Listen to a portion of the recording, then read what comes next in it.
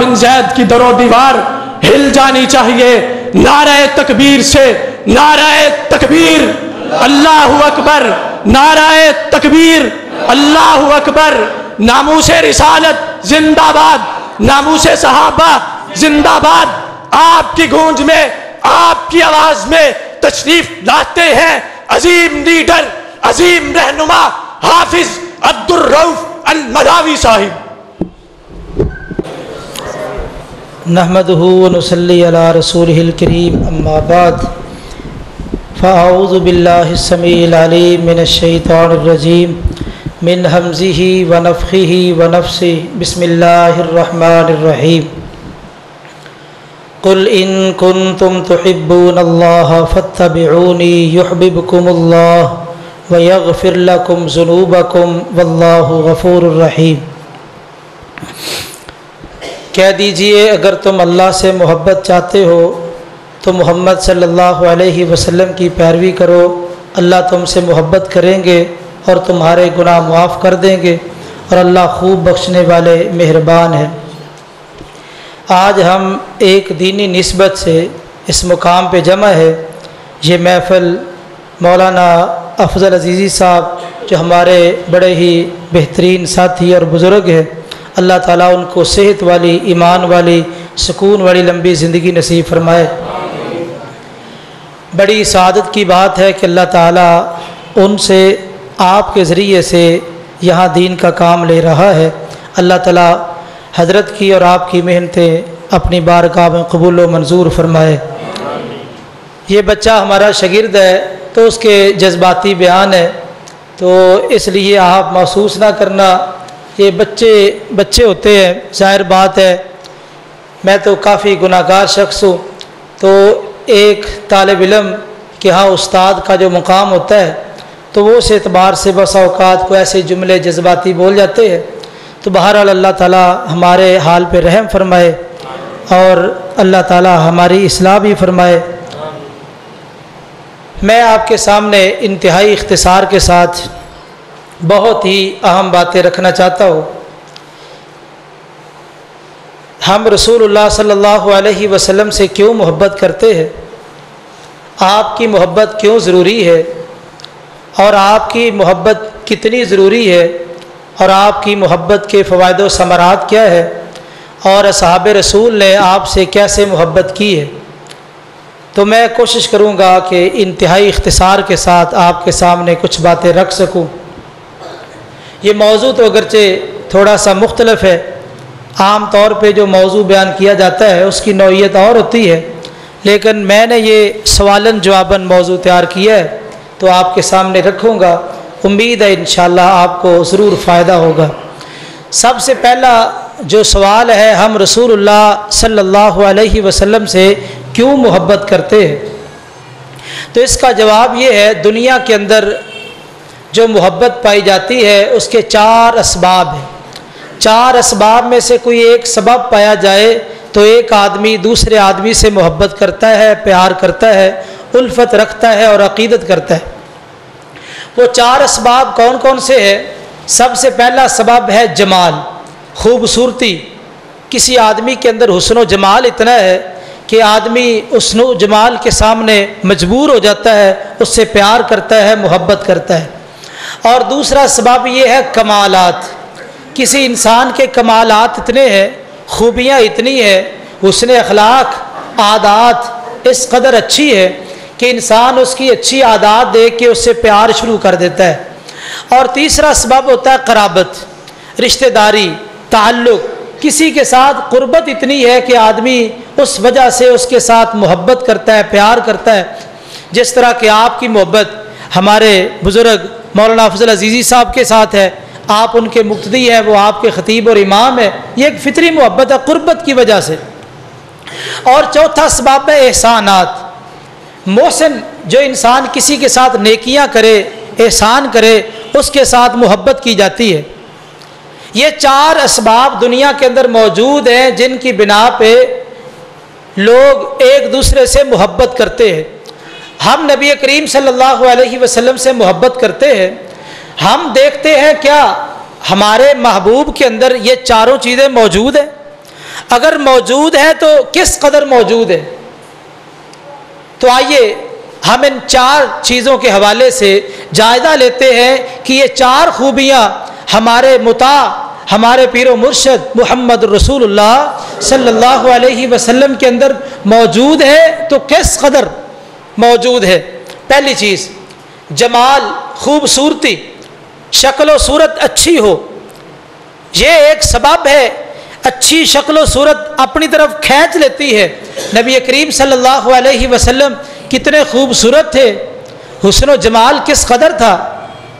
صحیح بخاری میں اماں جی عائشہ رضی اللہ تعالیٰ عنہ کی سند سے ایک حدیث ہے، کان رسول اللہ صلی اللہ علیہ وسلم اشجع الناس واحسن الناس واجود الناس۔ اماں جی عائشہ رضی اللہ تعالی عنہ جو آپ کی زوجہ محترمہ ہے، رفیقہ حیات ہے، فرماتی ہیں کہ رسول اللہ صلی اللہ علیہ وسلم لوگوں میں سے سب سے زیادہ بہادر تھے، دلیر تھے، اور لوگوں میں سے سب سے زیادہ خوبصورت تھے، اور لوگوں میں سے سب سے زیادہ سخاوت کرنے والے تھے۔ آپ کا حسن و جمال، اس حوالے سے علماء کرام گفتگو کرتے رہتے ہیں، لیکن میں ایک بات کہہ دیتا ہوں، حسن و جمال ساری دنیا کا جمع کر لیا جائے، ساری انسانیت جمع ہو جائے، ان کا حسن و جمال ایک انسان کو دے دیا جائے، تب بھی نبی کریم صلی اللہ علیہ وسلم کے حسن کی ایک جھلک کا بھی مقابلہ نہیں ہو سکتا۔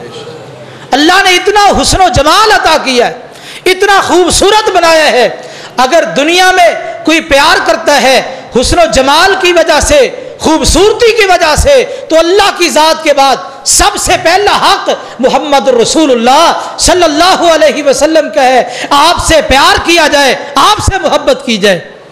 دوسرا سبب ہے کمالات، حسن اخلاق، آپ کی عادات۔ نبی کریم صلی اللہ علیہ وسلم کا حسن اخلاق کیسا تھا، عادات کیسی تھی؟ اماں جی عائشہ رضی اللہ تعالی عنہ سے سعد بن ہشام رضی اللہ تعالی عنہ نے سوال کیا، مسند احمد کی حدیث ہے، پوچھا نبی کریم صلی اللہ علیہ وسلم کا اخلاق کیسا ہے؟ اماں جی نے سوال کیا، الیس تقرأ القرآن، تو قرآن نہیں پڑھتا؟ قال نعم، کہا قرآن تو پڑھا ہے۔ آپ کا اخلاق پوچھنا چاہتا ہوں۔ اماں جی فرماتی کان خلقہ القرآن، سارے کا سارا قرآن آپ کا اخلاق ہے۔ قرآن میں نماز کا حکم ہے، آپ نماز پڑھتے ہوئے نظر آئیں گے۔ قرآن میں حج کا حکم ہے، آپ حج کرتے نظر آئیں گے۔ قرآن میں عمرہ کا حکم ہے، آپ عمرہ کرتے نظر آئیں گے۔ جو جو قرآن کے اندر احکام موجود ہے، جو آداب موجود ہے، وہ سارے کے سارے محمد رسول اللہ صلی اللہ علیہ وسلم کے اندر موجود ہیں۔ آپ اس کو یوں سمجھیے، قرآن مجید اللہ نے آسمان سے نازل کیا، قرآن مجید ایک قالب ہے، ایک سانچہ ہے۔ نبی کریم صلی اللہ علیہ وسلم کی ہستی اور ذات وہ ذات ہے جو قرآن کے قالب کے اندر ڈھل چکے ہیں۔ آپ کی زندگی کا ایک لمحہ، شب و روز، کوئی مسئلہ ایسا نہیں جو اس قرآن و سنت سے ہٹ کے ہو۔ قرآن کے اندر جو جو موجود ہے وہ نبی کریم صلی اللہ علیہ وسلم کا اخلاق ہے۔ کسی انسان کی ساری زندگی قرآن کے قالب میں ڈھل جائے، ایمانداری سے بتائیے اس سے بڑھ کے کوئی انسان ہو سکتا ہے؟ دنیا میں بڑے بڑے نیک آئے، بڑے بڑے زاہد آئے، متقی آئے، لیکن میں نے آج تک نہ سنا ہے، نہ پڑھا ہے، نہ دیکھا ہے کہ کسی انسان کی زندگی شروع سے لے کے آخر تک، الف سے لے کے یا تک، ایک ایک لمحہ قرآن کے کالم میں ڈھلا ہوا ہے۔ اگر مجھے کوئی ہستی نظر آئی، کوئی ذات نظر آئی، کوئی شخصیت نظر آئی، اس کا ایک ہی نام ہے، اس کا نام نامی، اسم گرامی محمد صلی اللہ علیہ وسلم۔ آپ کی ساری زندگی قرآن کے قالب میں ڈھلی ہوئی ہے۔ تو جس کی زندگی اتنی پاکیزہ ہے، جس کی حسن اخلاق اتنے عظیم ہے، اللہ تعالیٰ نے قرآن مجید میں فرمایا وَإِنَّكَ لَعَلَىٰ خُلُقٍ عَظِيمٍ، فرمایا آپ خلق عظیم کے مالک ہیں، خلق عظیم، بہترین عادات کے مالک ہیں۔ سب سے بہترین عادات اس انسان کی ہے جس کی عادات قرآن مجید کے مطابق ہو، اور وہ ذات، وہ شخصیت محمد رسول اللہ صلی اللہ علیہ وسلم کی ذات ہے۔ جب آپ کے کمالات اتنے ہیں، خوبیاں اتنی ہیں، حسن اخلاق اتنا ہے، اگر خوبیوں کی وجہ سے کسی سے پیار کرنا ہے تو اللہ کے بعد سب سے زیادہ حق محمد رسول اللہ صلی اللہ علیہ وسلم کا ہے کہ آپ سے پیار کیا جائے۔ تیسری چیز قرابت، نبی کریم صلی اللہ علیہ وسلم ہمارے کتنے قریبی ہیں۔ سنن ابن ماجہ کی صحیح حدیث ہے، محمد رسول اللہ صلی اللہ علیہ وسلم ارشاد فرماتے ہیں انما انا لکم مثل الوالد لولدی، لوگو میرا اور تمہارا تعلق جس طرح باپ بیٹے کا تعلق ہے، دنیا کے اندر تعلقات بڑے لیکن باپ بیٹے کا تعلق مثالی تعلق ہے۔ لیکن جب ہم دیکھتے ہیں دنیا کا باپ جو مادی باپ ہے، جو ہماری جسم کی پرورش کرتا ہے، ہماری تربیت کرتا ہے، دنیا میں آنے کا ذریعہ بنا، یہ باپ ہمارا جسمانی باپ ہے، لیکن نبی کریم صلی اللہ علیہ وسلم ہمارے روحانی باپ ہے۔ باپ دنیا کے معاملہ سکھاتا ہے، باپ دنیا کے طریقے سکھاتا ہے، جسمانی لحاظ سے فوائد و ثمرات اور نقصانات بتاتا ہے، لیکن محمد رسول اللہ صلی اللہ علیہ وسلم دینی طریقے سکھاتے ہیں، دینی احکام سمجھاتے ہیں اور اسی طرح جنت کا راستہ بتاتے ہیں۔ اور آپ ہمارے کتنے قریبی ہیں، صحیح مسلم کی حدیث ہے، محمد رسول اللہ صلی اللہ علیہ وسلم ارشاد فرماتے ہیں ماسالی و ماسالوکم، میری مثال اور تمہاری مثال کماسالی راجل، اس بندے کی طرح ہے استوقد نارا، جس نے آگ جلائی، جنگل بیابان ہے، رات کا وقت ہے، جب آگ جلی اس نے اپنا ارد گرد روشن کیا، کیڑے پتنگے ادھر ادھر آئے، آگ میں گرنا چاہتے ہیں، یہ بندہ کھڑا ہوا ان کیڑوں کو پتنگوں کو آگ سے دور کرتا ہے کہیں جل نہ جائے۔ فرمایا جس طرح وہ بندہ کیڑوں پتنگوں کو بچاتا ہے آگ سے، اسی طرح میں تمہیں جہنم سے بچاتا ہوں۔ وَأَنَا آخُذُ بِحُجَازِكُمْ، میں تمہاری کمروں سے پکڑ پکڑ کے تمہیں پیچھے کھینچتا ہوں، تم مجھ سے نکل نکل کے جہنم کی طرف جا رہے ہو۔ آپ نے جو لفظ بولا اس کے ضمن میں ایک وسیع مفہوم ہے۔ آدمی کسی کو کسی کام سے روکے تو بندہ سب سے پہلے زبان سے روکتا ہے، یہ کام نہ کر، دوسرا لمحہ یہ ہوتا ہے اس کے ہاتھ سے پکڑتا ہے، یہ کام نہ کر، تیسرا لمحہ یہ ہوتا ہے کہ بندہ کہ میں نے کام کرنا ہے، وہ اپنا رخ کام کی طرف کر لے اور جانا چاہے تو بندہ پھر پیچھے سے پکڑ کے کپڑوں سے پکڑ کے کھینچتا ہے، میں تجھے نہیں جانے دوں گا۔ محمد رسول اللہ صلی اللہ علیہ وسلم ہمارے اتنے قریبی، اتنے خیر خواہ، آپ نے آخری درجہ بیان کیا، فرمایا میں تمہاری کمروں سے پکڑ کے کپڑوں سے پکڑ کے تمہیں کھینچتا ہوں اور تم مجھ سے نکل نکل کے جہنم کی طرف جا رہے ہو۔ بتائیے دنیا کا باپ اتنی محنت کرتا ہے؟ آپ اخبارات میں پڑھتے ہیں باپ اولاد سے تنگ آ کے بس اوقات آگ کر دیتا ہے، یہ نافرمان ہے، میری وراثت سے محروم ہے، اس کے ساتھ میرا کوئی تعلق نہیں، یہ دنیا کا باپ۔ لیکن نبی کریم صلی اللہ علیہ وسلم آخری حد تک اپنے امتی کو جہنم سے بچانے کی کوشش کرتے ہیں۔ اس سے بڑھ کے ہمارا کوئی قریبی ہو سکتا ہے؟ اگر قربت کی بنا پہ محبت کرنی ہے تو پھر بھی پہلا حق محمد رسول اللہ صلی اللہ علیہ وسلم کا۔ اور چوتھا سبب دنیا میں ہے احسانات۔ احسانات کی وجہ سے بندہ مجبور ہو جاتا ہے، کہتے ہیں الاحسان یقطع اللسان، احسان انسان کی زبان کاٹ دیتا ہے۔ محسن کے سامنے بندہ زبان نہیں کھول سکتا، اس سے بڑے احسانات ہے جی، میں اس کو کیا جواب دے سکتا ہوں؟ احسانات نبی کریم صلی اللہ علیہ وسلم کے ہمارے اوپر کتنے احسانات ہیں۔ دیکھو آپ نے دین کو بیان کیا، ماں باپ کے حقوق بیان کیے، اولاد کے حقوق بیان کیے، رشتہ داروں کے حقوق، پڑوسیوں کے حقوق۔ اگر یہ حقوق بیان نہ ہوتے تو آج معاشرے کے اندر جو امن نظر آ رہا ہے یہ امن نظر آتا؟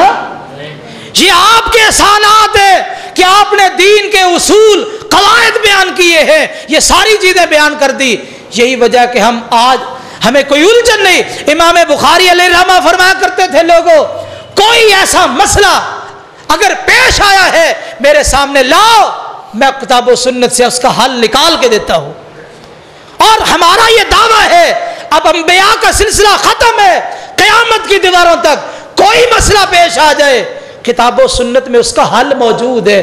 یہ آپ نے ہمارے اوپر احسان کیا کہ پورے کا پورا دین پہنچا دیا ہے۔ ہندوستان کا شہر مدراس بہت معروف شہر ہے، بزرگ جانتے ہیں مدراس کے نام سے ایک شہر ہندوستان میں، وہاں ایک مسلمان کی فیکٹری تھی، وہ روزانہ کوئی کتاب لا کے اس کو پڑھتا رہتا، مطالعہ کرتا رہتا۔ ایک دن مطالعہ کرتے کرتے اس کے مطالعے میں ایک حدیث آئی سنن ابن ماجہ کی، نبی کریم صلی اللہ علیہ وسلم نے ارشاد فرمایا آت الاجیر اجرا قبل ان یجف عرقہ، لوگوں مزدور کو اس کی مزدوری دے دو اس کا پسینہ خشک ہونے سے پہلے۔ آپ نے اس چھوٹی سی حدیث میں مزدوروں کے حقوق بھی بیان کیے، مالکوں کے حقوق بھی بیان کر دیے۔ یہ ہے جوامع الکلم، اللہ کے رسول چھوٹی چھوٹی جملوں میں بڑی بڑی باتیں سمیٹ گئے۔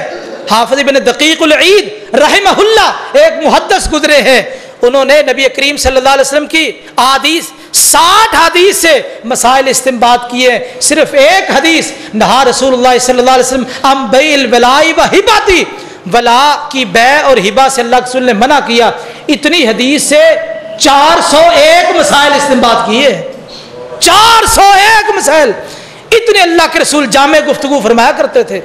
اس میں مالکوں کے حقوق، مزدوروں کے حقوق، مزدوروں کو کہا جو تمہاری ذمہ داری ہے اپنی ذمہ داری پوری کرو، حتیٰ کہ پسینہ بھی بہانا پڑے بہا دو، ذمہ داری کو پورا کرو۔ مالکوں کو کہا تم نے حق نہیں رکھنا، پسینہ خشک ہونے سے پہلے ان کی مزدوری ان کے سپرد کر دو۔ جب یہ حدیث پڑھی تو یہ سوچنے پہ مجبور ہو گیا، ہم مہینے کے بعد تنخواہ دیتے ہیں، پتہ نہیں کتنے گھرانے پریشان ہیں، کتنے لوگ پریشان ہیں۔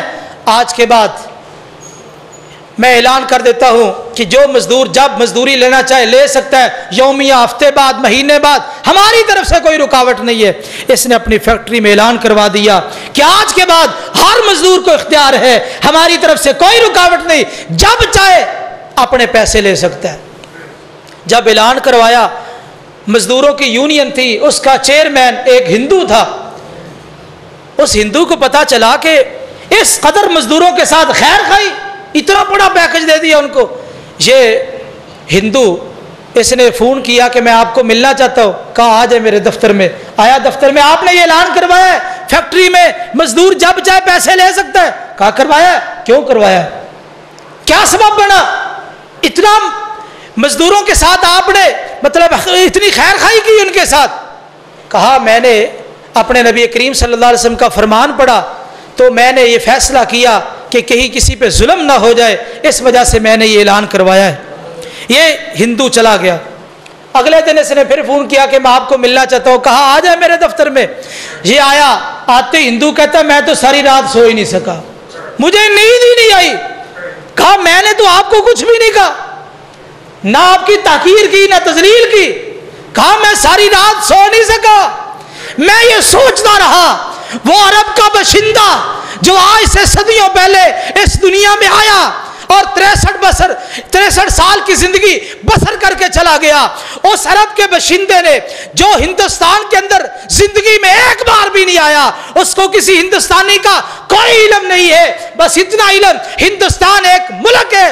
اس عرب کے باشندے کو ہندوستان کے شہر مدراس کی فیکٹری کے ملازم کے ساتھ اتنی خیر خواہی ہے، جو نبی اتنا خیر خواہ ہے مجھے بھی کلمہ پڑھا کے اس کا مرید بنا۔ آپ کے احسانات ہیں، ہم آپ سے محبت کیوں کرتے ہیں؟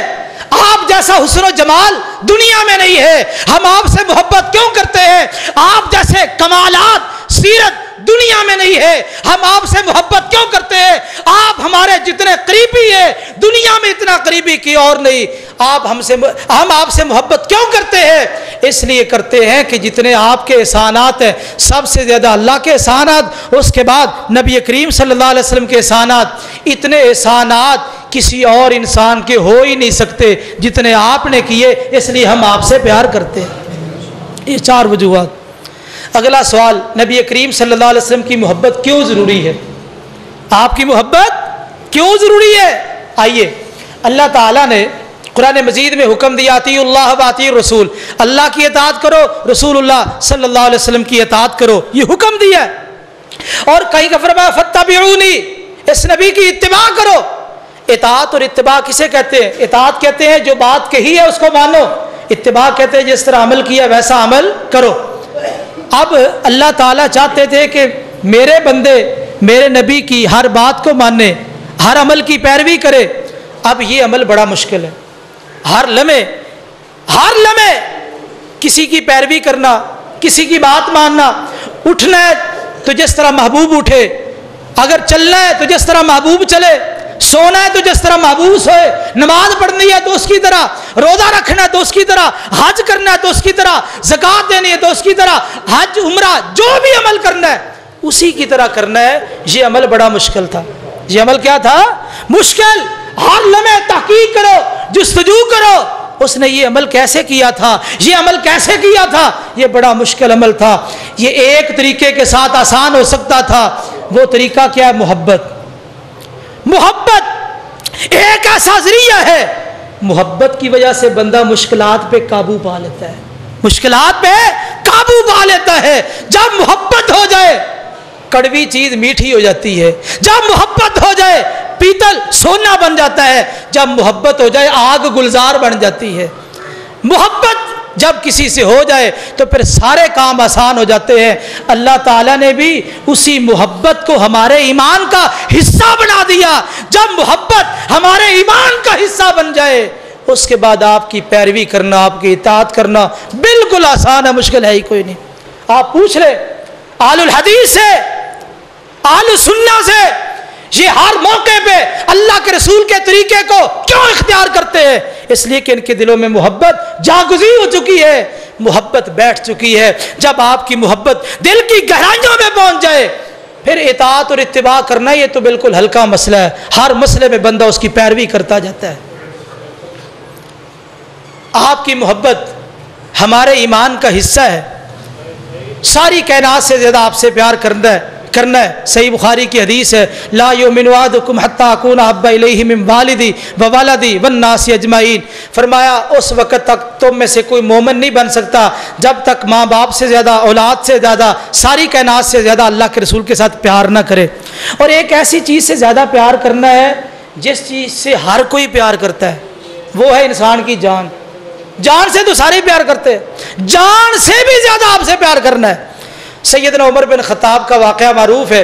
ایک دن نبی کریم صلی اللہ علیہ وسلم کا ہاتھ پکڑا ہوا ہے تو کہتے ہیں اللہ کے رسول میں آپ ساری کائنات سے زیادہ آپ سے پیار کرتا ہوں مگر اپنی جان سے زیادہ نہیں، اپنی جان سے زیادہ نہیں۔ آپ نے اللہ یا عمر، عمر ابھی تک بات نہیں بنی۔ اسی وقت کا اللہ کی قسم ساری کائنات سے زیادہ، حتیٰ کہ اپنی جان سے بھی زیادہ آپ سے پیار کرتا ہوں، جان سے بھی زیادہ آپ سے پیار کرنا ہے۔ اور محبت کے فوائد اختصار کے ساتھ میں 3 فائدے آپ کے سامنے بیان کرتا ہوں۔ پہلا فائدہ، جو بندہ اللہ کے رسول کے ساتھ محبت کرتا ہے قیامت والے دن آپ کے ساتھ ہوگا۔ صحیح بخاری کی حدیث ہے، سیدنا انس رضی اللہ تعالیٰ عنہ بیان کرتے ہیں، ایک صحابی آئے ذوال خویسرہ الیمانی ان کا نام ہے، کہتے متی الساعۃ یا رسول اللہ صلی اللہ علیہ وسلم، اللہ کے رسول قیامت کب آئے گی؟ اس کا سوال صحیح نہیں تھا، جس کا سوال صحیح نہ ہوتا اللہ کے رسول جواب نہ دیتے، آپ نے جواب نہیں دیا بلکہ اس کی رہنمائی کر دی صحیح سوال کی طرف۔ آپ نے کہا وما اعددت لها، تو نے تیاری کیا کی ہے، کیا تیاری ہے تیرے پاس؟ یہ کہتا ہے جی نہ میرے پاس زیادہ روزے ہیں، نہ نمازیں ہیں، نہ صدقہ خیرات ہے، ولکنی احب اللہ ورسولہ، لیکن مجھے اللہ اور اس کے رسول سے پیار ضرور ہے۔ آپ نے کیا فرمایا؟ انت مع من احببت یوم القیامہ، تجھے پریشان ہونے کی ضرورت نہیں، جس سے تو پیار کرتا ہے قیامت والے دن اسی کے ساتھ ہوگا۔ جب آپ نے یہ ارشاد فرمایا، صحیح بخاری میں انس رضی اللہ تعالیٰ بیان کرتے ہیں کہ صحابہ نے پوچھا اللہ کے رسول آپ نے جو اس کو ارشاد فرمایا ہے یہ خاص اس بندے کے لیے ہے یا سب کے لیے ہے کہ جو جس سے پیار کرتا ہے وہ اسی کے ساتھ ہوگا؟ فرمایا یہ تو سب کے لیے۔ فتح الباری میں حافظ بن حجر یہ روایت نقل کرتے ہیں کہ سب کے لیے ہے۔ جب اللہ کے رسول نے یہ فرمایا، انس رضی اللہ تعالیٰ عنہ کہتے ہیں میں نے صحابہ کے خوشی کے ایام بڑے دیکھے ہیں، بدر فتح ہوا صحابہ کو خوشی ملی، اور اسی طرح مکہ فتح ہوا صحابہ کو خوشی ملی، اس کے علاوہ خوشی کے بڑے لمحات تھے، لیکن اللہ کے رسول کی یہ بات سن کے صحابہ اتنے خوش ہوئے، اتنی خوشی ان کی کبھی نہ دیکھی گئی۔ صحابہ کیوں خوش ہوئے؟ یہ روایت تو ہم نے بھی کئی بار سنی ہوگی، ہمیں خوشی نہیں ہوتی اتنی، صحابہ کو خوشی کیوں ہوئی؟ اس لیے کہ صحابہ کو یقین تھا ہمارا پیار سچا ہے، ہمارے پیار میں تھوڑی تھوڑی مسجد میں آ کے مضبوط ہو جاتے ہیں، گھر میں جا کے، بازار میں جا کے تھوڑی کمزوری واقع ہو جاتی ہے۔ اگر ہمارا بھی صحابہ جیسا پیار ہو تو جس طرح صحابہ خوش ہوئے ہمیں اسی طرح خوش ہونا چاہیے۔ تو یہ اعلان ہے ان لوگوں کے لیے جو اللہ کے رسول کے ساتھ سچا پیار کرتے ہیں، قیامت جب بھی آئے، ان کو موت جب بھی آئے، وہ قیامت والے دن اللہ کے رسول کے ساتھ ہوں گے۔ اور دوسری حدیث صحیح بخاری کی حدیث ہے، نبی کریم صلی اللہ علیہ وسلم نے فرمایا سبعۃ یظلھم اللہ فی ظلہ یوم لا ظل الا ظلہ، 7 بندے قیامت والے دن ایسے ہوں گے جن کو اللہ اپنے عرش کا سایہ دے گا جس دن کوئی سایہ نہ ہوگا۔ ان 7 بندوں میں سے 2 وہ بندے ورجلان تحابا فی اللہ اجتمعا علیہ وتفرقا علیہ، وہ 2 بندے جو اللہ کے لیے پیار کرتے ہیں، اسی محبت کی بنیاد پہ جمع ہوتے ہیں اور اسی محبت کی بنیاد پہ جدا ہوتے ہیں۔ یہ 2 بندے جو اللہ کے لیے پیار کر رہے ہیں، ان کو بھی عرش کا سایہ ملے گا۔ ایمانداری سے بتاؤ، ایک بندہ عام مسلمان سے پیار کرے تو عرش کا سایہ ملے، جو بندہ اللہ کے رسول سے پیار کرے، کیا خیال؟ اے عام مسلمان سے پیار، عرش کا سایہ ملے، جو اللہ کے رسول سے پیار کرے، جو اصحاب رسول سے پیار کرے، جو تابعین سے پیار کرے، اس کے مقام کا کیا کہنا۔ اور یاد رکھیے جب شدت کی گرمی ہو اس وقت 2 چیزوں کی ضرورت ہوتی ہے۔ کتنی چیزیں؟ 2۔ شدت کی گرمی 2 چیزوں کی ضرورت پیش آتی ہے، ایک اچھا سایہ مل جائے، کیا؟ اچھا سایہ مل جائے، دوسری چیز ٹھنڈا اور میٹھا پانی مل جائے۔ اور قیامت والے دن شدت کی گرمی ہوگی، شدت کی گرمی، 1 میل کے فاصلے پہ سورج ہوگا، اس وقت یہ دونوں چیزیں ہوں گی، سایہ بھی ہوگا، ٹھنڈا اور میٹھا پانی بھی ہوگا۔ سایہ ہوگا لا الہ الا اللہ کے پاس، سایہ ہوگا لا الہ الا اللہ کے پاس، اور ٹھنڈا میٹھا پانی ہوگا محمد رسول اللہ کے پاس صلی اللہ علیہ وسلم۔ اللہ ہمیں نصیب فرمائے، اللہ دونوں نعمت نصیب فرمائے۔ اور تیسرا فائدہ اور آخری فائدہ،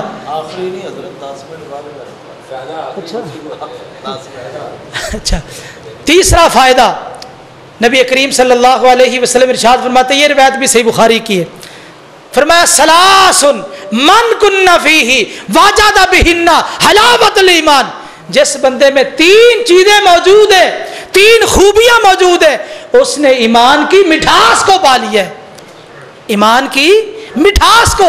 اس سے پتہ چلا کہ ایمان کا بھی ذائقہ ہوتا ہے، ایمان کا بھی ذائقہ ہوتا ہے، اور وہ ذائقہ میٹھا ہوتا ہے، ایمان کا ذائقہ میٹھا ہوتا ہے۔ ہاں ہاں، ایمان کا ذائقہ میٹھا ہوتا ہے، بندہ ٹکڑے ٹکڑے ہو جائے، ایمان کا ذائقہ میٹھا ہے، سولی پہ لٹک جائے، ایمان کا ذائقہ میٹھا ہوتا ہے، اللہ کے رسول کی خاطر کٹ جائے، ایمان کا ذائقہ میٹھا ہوتا ہے، کسی وقت زبان پہ کوئی شکوہ نہیں آتا کیونکہ ایمان کا ذائقہ میٹھا ہوتا ہے۔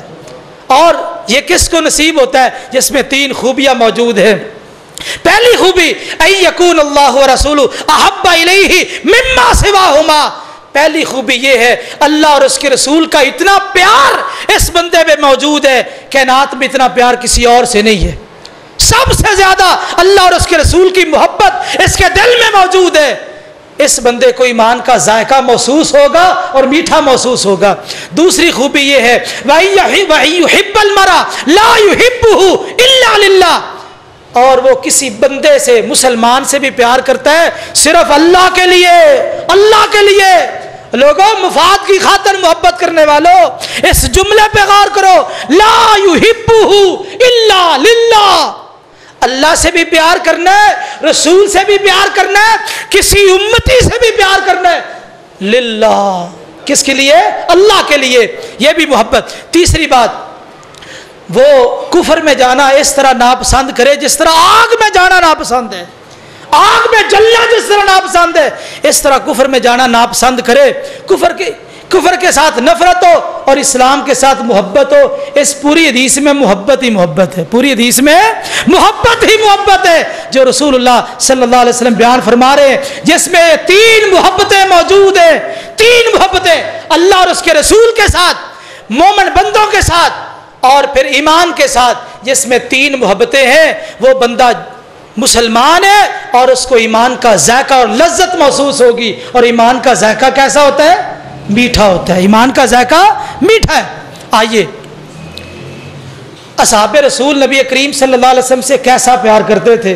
میں تو ویسے اپنی بات ختم کرنا چاہتا تھا، لیکن حضرت قاری صاحب کے حکم پہ یہ آخری پوائنٹ، کیسے محبت کرتے تھے۔ آئیے قرآن مجید میں ایک آیت آپ نے بار بار سنی ہوگی، میں چاہتا ہوں کہ اس کی تفسیر آپ کے سامنے رکھ دوں۔ قرآن مجید میں اللہ تعالیٰ فرماتے ہیں سورۃ توبہ میں، قل ان کان آباؤکم وابناؤکم واخوانکم وازواجکم وعشیرتکم واموال اقترفتموها وتجارۃ تخشون کسادها ومساکن ترضونها احب الیکم من اللہ ورسولہ وجہاد فی سبیلہ فتربصوا حتی یأتی اللہ بامرہ واللہ لا یہدی القوم الفاسقین۔ اللہ تعالیٰ فرماتے ہیں کہ اے نبی صلی اللہ علیہ وسلم ان لوگوں کو بتا دیں یہ 8 چیزیں جن کا ذکر کیا گیا، ابھی میں ان کی تفسیر کرتا ہوں، اگر ان کی محبت اللہ اور اس کے رسول کی محبت سے زیادہ ہو گئی تو پھر اللہ کے عذاب کا انتظار کرو، اللہ کے عذاب کا انتظار کرو۔ یعنی اس آیت سے یہ بات معلوم ہوئی کہ یہ آیت 2 ٹوک فیصلہ دے رہی ہے، بالکل واضح، 2 رائے نہیں، 2 ٹوک فیصلہ ہے۔ پہلی بات کیا ہے؟ اللہ اور اس کے رسول کی محبت ان تمام محبتوں پہ غالب ہو، پہلی بات۔ اگر یہ بات ہے تو وہ ایماندار، اگر یہ بات نہیں ہے تو بندہ فاسق۔ 2 ٹوک فیصلہ، تیسری کوئی بات نہیں، پوری ذمہ داری کے ساتھ 2 ٹوک رب نے فیصلہ کیا ہے۔ اگر ان 8 چیزوں کی محبت غالب ہے بندہ فاسق، اللہ اور اس کے رسول کی محبت غالب ہے بندہ مومن۔ آئیے فرمایا ان کان آباؤکم، اگر تمہارے آبا وہ اللہ اور اس کے رسول کی محبت میں رکاوٹ بن جائے تو کیا کرنا ہے؟ کیا کرنا ہے؟ اپنے ماں باپ کو چھوڑ دو، اللہ اور اس کے رسول کی محبت کو نہ چھوڑو، سینے سے لگا لو۔ جامع ترمذی کی حدیث ہے، عبداللہ بن ابی رئیس المنافقین، اس کا تعارف تو سب کو ہی ہے، عبداللہ بن ابی رئیس المنافقین کا، اس کا بیٹا بھی عبداللہ تھا، وہ صحابی رسول تھا۔ جب اس عبداللہ بن ابی نے غزوہ بنی مستلق کی واپسی پہ گستاخی کی، یہ کلمات کہے کہ نعوذ باللہ ہم مدینہ میں جا کے ہم عزت والے ان ذلیل مسلمانوں کو وہاں سے نکال دیں گے، یہ بکواس کیا۔ خیر اس کے بعد اس نے اللہ کے رسول نے بلایا، اس نے انکار کر دیا، آسمان سے قرآن نازل ہوا۔ میں مختصر بات کر رہا ہوں تاکہ کسی خطیب کا حق نہ کھایا جائے۔ خیر جب بیٹے کو پتہ چلا اس سارے معاملے کا، اللہ نے قرآن میں نازل کر دیا، اس نے بکواس کیا اللہ کے رسول کے بارے میں۔ بیٹا مدینے کے راستے پہ کھڑا ہو گیا، جامع ترمذی کی صحیح حدیث ہے، کھڑا ہو گیا، کہا ابا رک جا، ٹھہر جا، تو مدینے میں نہیں جا سکتا، تو نے بکواس کیا ہے، اللہ کے رسول ذلیل ہے، میں عزت والا ہوں، تو اس وقت تک مدینے میں قدم نہیں رکھ سکتا جب تک اقرار نہ کرے، حتی تقر، تو جب تک اقرار نہ کرے انک ذلیل، ذلیل تو ہے، ورسول اللہ صلی اللہ علیہ وسلم عزیز، عزت والے اللہ کے رسول ہیں، جب تک اقرار نہیں کرتا مدینے میں داخل نہیں ہو سکتا۔ یہ ہے، ایک طرف باپ ہے، ایک طرف اللہ کے رسول ہے۔ جاؤ اٹھاؤ جامع ترمذی، ففعلا، عبداللہ بن ابی نے یہ اقرار کیا میں ذلیل، اللہ کے رسول عزت والے، تب اس کی جان بچی، تب جان بچی۔ یہ ہے ان کان آباؤکم، باپ مقابلے میں آ جائے، ایک طرف اللہ اور اس کے رسول کی محبت ہو، باپ کی پرواہ نہ کرو، اللہ اور اس کے رسول کی محبت کو سینے سے لگا لو۔ جناب ابو بکر، بلکہ یہ اگلے پیرے میں ابناؤکم میں آئے گا، سعد بن ابی وقاص رضی اللہ تعالیٰ عنہ، بڑے عظیم صحابی ہے، 6 یا 7ویں نمبر پہ مسلمان ہوئے، رشتے میں نبی کریم صلی اللہ علیہ وسلم کے ماموں لگتے ہیں۔ جب مسلمان ہوئے، صحیح مسلم کی حدیث ہے، ماں نے کہا نہ میں کھاؤں گی، نہ پیوں گی، اور نہ سائے میں بیٹھوں گی حتی تکفر بمحمد صلی اللہ علیہ وسلم، تو جب تک محمد صلی اللہ علیہ وسلم کے ساتھ کفر نہیں کرتا میں بائی کاٹ کرتی ہوں، دھوپ میں بیٹھوں گی، نہ کھانا کھاؤں گی، نہ پانی پیوں گی۔ اور بڑا سمجھایا، اماں تیرا مقابلہ اللہ کے رسول کے ساتھ نہیں بنتا، اور بال آ جا، باقی تیری عزت احترام اپنی جگہ پہ، لیکن یہ مقابلہ تیرا بنتا نہیں ہے۔ خیر ماں کو سمجھ نہ آئی، اولاد تھی، ان کو ترس آیا، انہوں نے غذا دینی چاہیے، اس کا منہ کھولا، یہ منہ بند کر لیتی، حتیٰ کہ صحیح مسلم میں وضاحت کے ساتھ لکھا ہے، انہوں نے کیا کیا، ایک ڈنڈا لے کے دانتوں کے درمیان ڈنڈا رکھا اور چمچ کے ساتھ غذا دی اس کو۔ اس قدر بے شرمی اس عورت کے اندر، اس وقت سعد رضی اللہ تعالیٰ عنہ کو غصہ آ گیا. کہا اماں تو کیا سوچتی ہے کہ میری اس تماشا کرنے سے سعد دین چھوڑ دے گا؟ تو ایک ماں نہیں تیرے جیسی 100 مائیں ہوں تڑپ تڑپ کے مر جائے ساتھ گوارا کر سکتا ہے، لیکن محمد صلی اللہ علیہ وسلم کا ساتھ نہیں چھوڑ سکتا. یہ ہے ایمان. ابو عبیدہ بن جراح رضی اللہ تعالیٰ عنہ نے بدر کے اندر، بدر میں اپنے باب الجراح کی گردن اتار دی. وہ کفار کی طرف سے اللہ کے رسول اور مسلمانوں کے مقابلے میں آیا تھا. ثابت کیا کیا؟ ثابت یہ کیا اللہ اور اس کے رسول کے مقابلے میں جو بھی آئے گا، چاہے باپ کیوں نہیں، ماں کیوں نہیں، پاش پاش ہو جائے گا. وَأَبْنَاؤُكُمْ، اگر بیٹے مقابلے میں آ جائے، ایک طرف اللہ اور اس کے رسول کی محبت، مقابلے میں بیٹے ہو. ابو بکر صدیق رضی اللہ تعالیٰ عنہ، ان کا بیٹا عبد الرحمن بن ابی بکر پہلے کافر تھا، بعد میں مسلمان ہوا. جب مسلمان ہوا تو سابقہ کسی جنگ کا ذکر کیا، کہنے لگا ابا جان آپ اس جنگ میں میرے وار کے نیچے کئی مرتبہ آئے، مجھے ترس آ گیا، میرا باپ ہے، میں نے باپ سمجھ کے چھوڑ دیا. کہا عبد الرحمن میری بات بھی سن لے، میرا ایمان بھی سن لے، تو نے باپ سمجھ کے چھوڑ دیا، اگر تو میرے وار کے نیچے ایک مرتبہ آ جاتا، میں بیٹا سمجھ کے معاف نہ کرتا، نبی کا دشمن سمجھ کے گردن اڑا دیتا. یہ ہے ایمان. وَأَبْنَاؤُكُمْ، بیٹے مقابلے میں آ جائے. بیٹے کیا حیثیت رکھتے ہیں اللہ اور اس کے رسول کے مقابلے میں؟ وَإِخْوَانُكُمْ، بھائی مقابلے میں آ جائے تو کیا حیثیت ہے بھائیوں کی؟ مصعب بن عمیر رضی اللہ تعالیٰ عنہ کا بھائی بدر کے قیدیوں میں آ گیا. ایک انصاری صحابی باندھ رہا تھا. مصعب بن عمیر کہتے ہیں انصاری صحابی اس کو مضبوطی سے باندھ، اس کی ماں بڑی مالدار ہے، پیسے بڑے آئیں گے. کہتا ہے مصعب تجھے یہ بات زیب نہیں دیتی، کوئی اور بات کرے تو کرے، تو میرا بھائی ہے. کہا بکواس بند کر، میرا بھائی وہ جو تجھے باندھ رہا ہے. انما المؤمنون اخوہ، میرا بھائی وہ ہے. وعشیرتکم، خاندان قوم قبیلہ مقابلے میں آ جائے تب بھی اللہ اور اس کے رسول کی محبت کو سینے سے لگانا ہے. یہی بدر کے قیدی جب آئے اللہ کے رسول صلی اللہ علیہ وسلم مشورہ کر رہے ہیں کیا کیا جائے. ابو بکر صدیق وہ بڑے حلیم متبع آدمی کہنے لگے اللہ کے رسول قوموں کا واہلو کا، آپ کی قوم ہے، آپ کے رشتہ دار ہیں، فدیہ لے کے ان کو چھوڑ دے. عمر تیرا کیا مشورہ ہے؟ حضرت عمر کیا کہتے ہیں؟ کذبوا کا واخرجوا کا.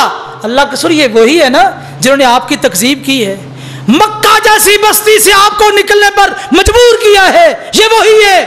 اب میرا فیصلہ، میری رائے یہ ہے، میرا رشتہ دار میرے حوالے کرو، ابو بکر کا رشتہ دار اس کے حوالے کرو، عثمان کا رشتہ دار اس کے حوالے، علی کا رشتہ دار اس کے حوالے، جو جس کا رشتہ دار ہے اس کے حوالے کرو. ہم اپنے ہاتھوں سے ان کی گردنیں اتار کے ثابت یہ کرے اللہ اور اس کے رسول کی محبت کے مقابلے میں کسی کی کوئی حیثیت نہیں ہے. وعشیرتکم واموال اقترفتموها، وہ مال جنہیں تمہیں جمع کر کے رکھتے ہو، سنبھال کے رکھتے ہو، وہ مال اگر رکاوٹ بن جائے مال چھوڑ دو. مصعب بن عمیر مکہ سے نکلے مہاجر بن کے، مکہ والوں نے آ کے گھیرا ڈال لیا، ہم نہیں جانے دیں گے. کیا مسئلہ ہے؟ کہتے ہیں مصعب تو مکہ کا رہائشی نہیں، باہر سے آ کے آباد ہوا، یہاں مکہ میں رہ کے تو نے ساری ترقی کی، مال جمع کیا ہے، اگر تو نے جانا مدینہ میں ایک ہی شرط ہے. شرط کیا ہے؟ اپنا مال ہمیں دے کے جا. کہا بس یہی شرط ہے؟ کہا یہی شرط ہے، کوئی اور شرط کوئی شرط نہیں، بس مال کی ضرورت ہے. دنیا دار کی نظر مال پہ ہوتی ہے، مومن اور مسلمان کی نظر ایمان پہ ہوتی ہے. کہا جاؤ مکہ میں فلاں فلاں کا جاؤ، مال پڑا ہے، میرا راستہ چھوڑو. مدینہ میں آ گئے، اللہ کے رسول کے پاس پہنچے. قرآن میں یہ آیت نازل ہو چکی تھی وَمِنَ النَّاسِ مَن يَشْرِي نَفْسَهُ ابْتِغَاءَ مَرْضَاتِ اللَّهِ، لوگوں میں سے بعض لوگ ایسے بھی ہیں جنہوں نے اپنی ذات کو اللہ کی رضا کے لیے بیچ دیا ہے. وَتِجَارَةٌ تَخْشَوْنَ كَسَادَهَا، وہ تجارت جس کے نقصان سے تم ڈرتے ہو، یہ اللہ اور اس کے رسول کے مقابلے میں آ جائے تو تجارت چھوڑ دو. یہ مہاجرین جو مکہ میں آباد تھے، ان کے وہاں کاروبار تھے کہ نہیں؟ تجارتیں تھی کہ نہیں؟ دکانداریاں تھی کہ نہیں؟ سب کے چلتے ہوئے کاروبار. لیکن اللہ اور اس کے رسول کا حکم آ گیا مکہ چھوڑ کے مدینہ آ جاؤ. تاریخ اس بات کی شاہد ہے ان مہاجرین نے مکہ کو صرف اللہ اور اس کے رسول کی خاطر چھوڑا، صرف اللہ اور اس کے رسول کی خاطر. اور 8ویں بات یہ ہے وَمَسَاكِنُ تَرْضَوْنَهَا، اور وہ مکان جن کو تم بڑا پسند کرتے ہو، رہائشیں ہر کسی کو پسند ہے، جہاں جو آباد ہے کہتا ہے جی یہاں یہ ہمارا سب کچھ ہے۔ اب ایمانداری سے بتائیے اس پوری روئے زمین پر سب سے بہترین بستی کون سی ہے؟ مکہ ہے۔ مدینہ کا دوسرا نمبر، پہلا نمبر کا ہے مکہ۔ اللہ کے رسول نے فرمایا تھا مکہ تو بڑا پاکیزہ شہر ہے، سب سے زیادہ عظمت والا مکہ شہر۔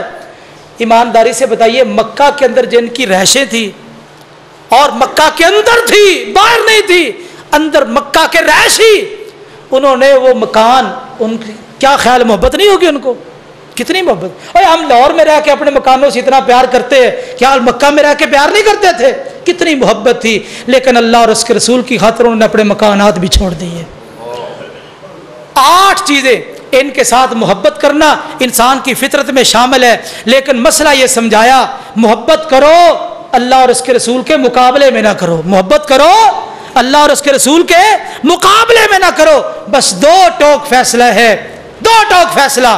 اگر اللہ اور اس کے رسول کی محبت ان کی محبتوں سے غالب رہی تم ایماندار، اگر اللہ اور اس کے رسول کی محبت اور جہاد فی سبیل اللہ کی محبت مغلوب ہو گئی، ان کی محبت غالب ہو گئی، پھر اللہ کے عذاب کا انتظار کرو۔